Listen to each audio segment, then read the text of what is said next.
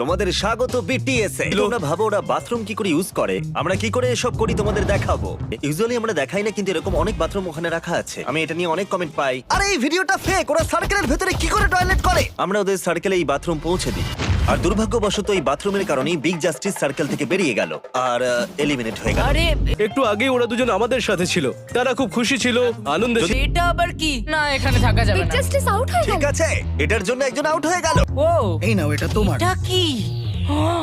Thank you. আসলে এই প্রত্যেকজন কন্টেস্টেন্ট পার্টিসিপেট করার জন্য $500 করে পেয়েছে। আর আমি চেষ্টা করি আমার ভিডিওগুলো যতটা সম্ভব সৎভাবে করার, সে তুমি যেই হও না কেন। আমরা সব ভিডিওতেই এরকমটাই তো করে থাকি, আর সেই জন্য আমরা একজন থার্ড পার্টি কমপ্লায়েন্স অফিসারকে রেখেছি এটা দেখতে। যাতে গেমটা সৎভাবে খেলা হয়।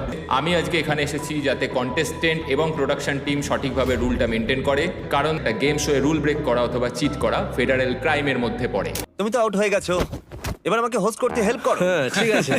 খবর তোমার সব ঠিক আছে?